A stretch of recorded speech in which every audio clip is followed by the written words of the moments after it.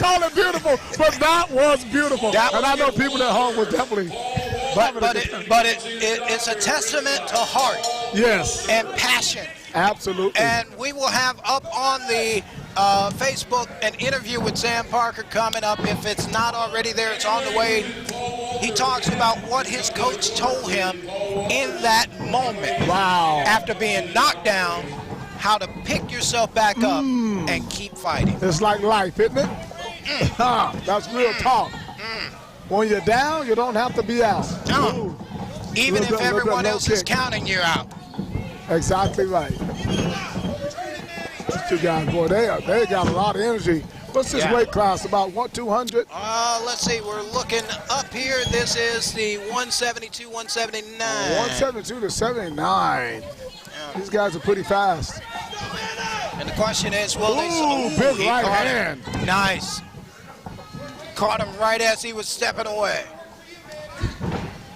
These guys, boy, they're determined. Yeah. Now, Blue has definitely got a little height advantage, but that is not slowing down Red Corner at all. He's pressing forward. And we talked about earlier what you have to do in those moments when you're giving up an inch or two to your opponent. You got to keep battling. You can't let them control the tempo or the pace. Exactly. Smart guy with the reach is going to take control with the clinch, lock it up, and control you. Right, or use his jabs and use long teep kicks. Yep, keep you off of them. Teep kicks, front kicks, side kicks, long type kicks to keep him on the outside. Yep. Here we go.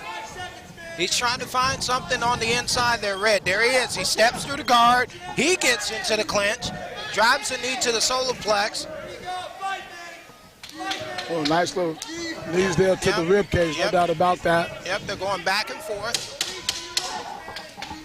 Here they go, right in your neighborhood, ladies and gentlemen, up close and personal. You can count the hairs on this guy's back. That's how tight we are. Kind of hanging on to the ropes there, need to let that go. Right. Tough little fighter. Little fighter.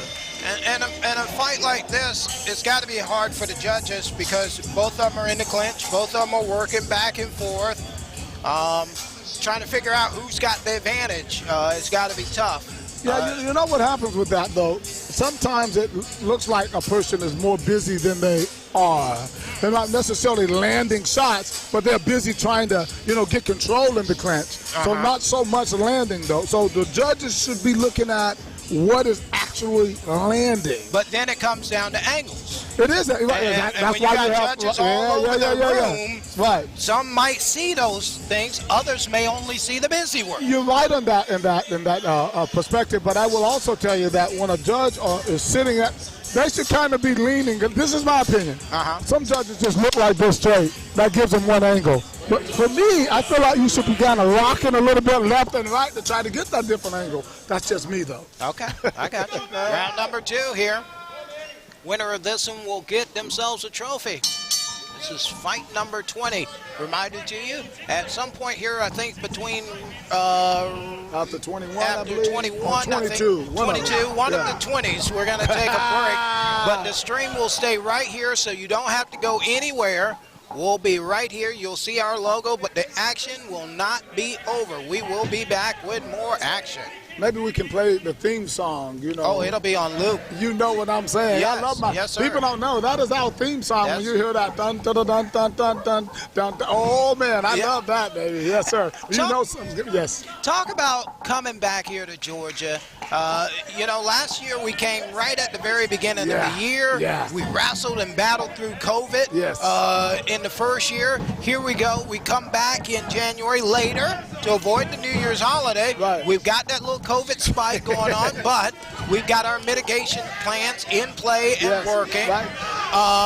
Talk about coming back here, the hospitality, and why it's important to be in Georgia. Well, I thought the COVID was kind of over, would be over by now and all, and but really as the president of the organization, I decided that, maybe we need to put some protocols back in place. Yeah. And we did, because we had dropped them after a while. Last year we did have them. But after this one, I said, you know what? We're going to put some protocols back in place. Yeah. And in doing so, I think most people feel more comfortable. We just make sure that when they came in the door, we did the temperature checks and we, recommending and kind of pushing the mask, but we're not trying to, break people over the head like we were last year. Yeah. Last year, you could just be sitting there by yourself and you had to put a mask on. Yeah. So, but Georgia is to answer your question, we like coming to Georgia. We have some opposition out there, people who, don't necessarily want us to grow and all, but you know what? There's no stopping. We're going to come because for the most part, people enjoy this event. They like this event. One of these times that we come is going to be perfect. Yeah. Where the event is pretty good, but, the crowd, a little sparse crowd, but you know what? It's not bad. It's okay for the storm. We have a snowstorm that's coming in, not right here in this area, but a state over. Yeah. So so the fact that we have anybody out here, we're pretty lucky right now. And a lot of our fighters come from up and down the southeast. Yes. And I think that's important for folks to understand also. When we come to Georgia, it ain't just Georgia people that's fighting. No. We're bringing economy into the state of Georgia. Absolutely. From Florida, from Absolutely. South Carolina, North Carolina, Virginia. We've got folks that are coming from Florida, like this competitor that is competing in this particular matchup. Absolutely. From Florida, competing.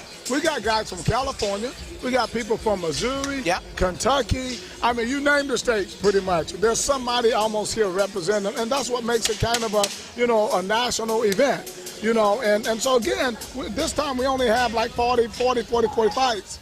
But, one of these years we're going to come and we're going to have 100-some fights just like we have for the East Coast Classic. Third and final round here. And the most important thing about it is that these 40-plus fights have all been fantastic. Fantastic. This is just a sampling of the goodness that you get at every one of these tournaments that are held. No doubt about it.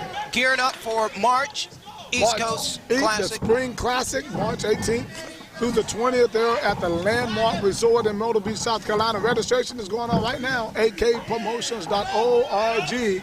Check it out, guys. Look, and you better get registered because I'm telling you, we've been open 2 weeks. We must have 70 competitors already registered. Yeah. Wow. So and that's really becoming a very premier event between the spring and the fall classic. I mean, people just want to be in that, and they get disappointed when you have to cut it off. Well, yeah, they do. But, it's more than about the tournaments for me. It's really about just growing the sport, leading these guys to the pros eventually, and then so they can make some good money. You hear me talk about this all the time.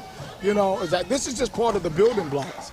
There are not many organizations out here who have a pro plan for, 10 to 15 years later. But that's what we're doing. We're trying to build our sport, build these fighters up so we can have a nice pro base and all, and recognizable fighters, so that we can pay them, to the point where they can make a living at this thing one day. And the best part about it is that you're starting from the ground up, from PKBs to these classics all the way up to the pro fights. Absolutely. And listen, it's been a hard push. It's not easy to do this. But you know what? I'm just very happy that we have a team of great supporters, people who are willing to come here and help out, for a little bit less, so it doesn't break us, and give 110% of their energy and their time and their passion. That's what makes this work. I can't do all this by myself.